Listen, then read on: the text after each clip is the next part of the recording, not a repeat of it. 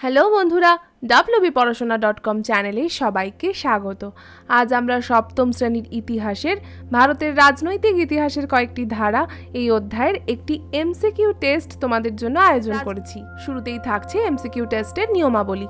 এই টেস্টে ভারতের রাজনৈতিক ইতিহাসের কয়েকটি ধারা থেকে 10টি এমসিকিউ বা মাল্টিপল চয়েস প্রশ্ন আমরা রেখেছি। এখানে প্রত্যেকটা প্রশ্নের সঙ্গে 4টে করে অপশান থাকবে, একটা করে সঠিক উত্তর থাকবে। সেই সঠিক উত্তরটাকে তোমাদের বেছে নিয়ে অপশানটা স্ক্রিনে দেখা মাত্র তোমাদের খাতায় লিখে নিতে হবে। তো তার জন্য কি করতে হবে, খাতা পেন নিয়ে রেডি হয়ে বসো। 10টা প্রশ্নের শেষে আমরা সব কটা প্রশ্নের সঠিক উত্তর তোমাদের জানিয়ে দেবো। আর এই পরীক্ষার মোট নাম্বার হচ্ছে 10। তোমরা পরীক্ষার শেষে আমাদের অবশ্যই কমেন্ট করে জানিও তোমরা কে কত মার্কস পেলে।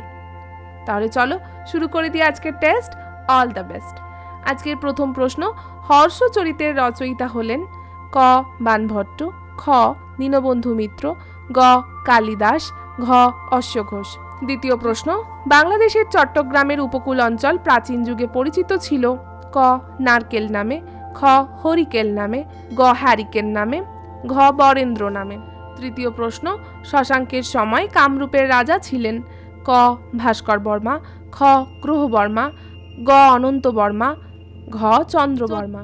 চতুর্থ প্রশ্ন, প্রাচীন বাংলার বদ্বীপ এলাকায় কোন অঞ্চলটি গড়ে ওঠে ক বঙ্গাল, খ পুন্ড্রবর্ধন, খ বরেন্দ্র, ঘ বঙ্গ। পঞ্চম প্রশ্ন, দন্তি দুর্গ ছিলেন ক চোল বংশভুক্ত, খ রাষ্ট্রকূট বংশভুক্ত, গ পাল বংশভুক্ত এবং শেষ অপশন সেন বংশভুক্ত। নেক্সট কোয়েশ্চেন, ত্রিশক্তির সংগ্রামে জড়িয়ে পড়েছিল ক পাল কৈবর্ত সেন, খ পাল গুর্জর প্রতিহার রাষ্ট্রকূট, গ চোল পাণ্ড পাল, ঘ চোল পাল রাষ্ট্রকূট।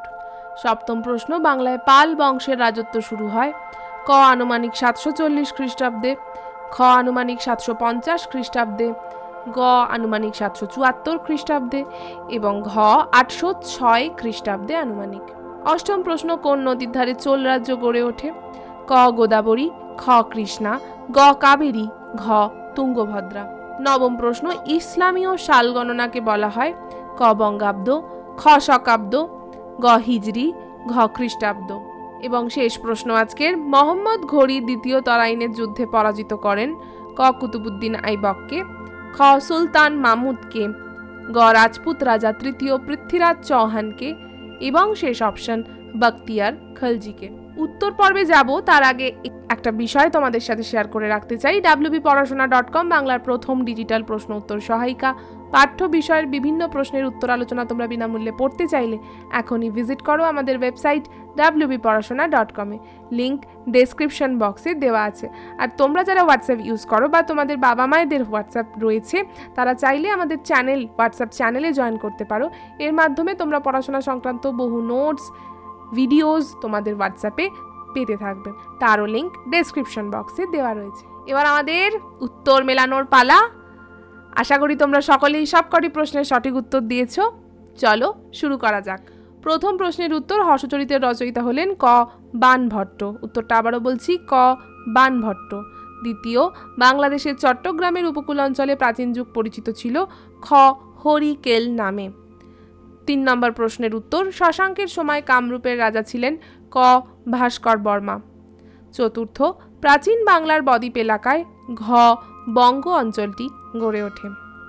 পঞ্চম প্রশ্ন উত্তর, দন্তি দুর্গ ছিলেন খ রাষ্ট্রকূট বংশভুক্ত।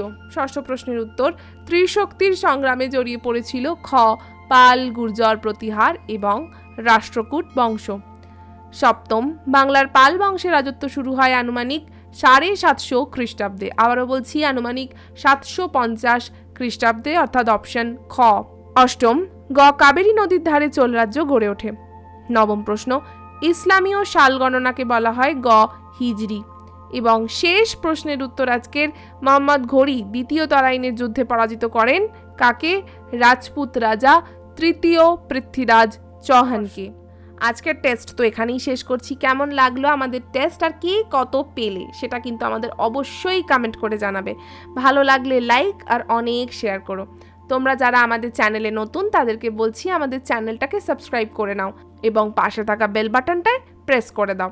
বিভিন্ন পড়াশোনা সংক্রান্ত পোস্ট তোমরা তোমাদের মোবাইলের নোটিফিকেশানে দ্রুত পেয়ে যাবে।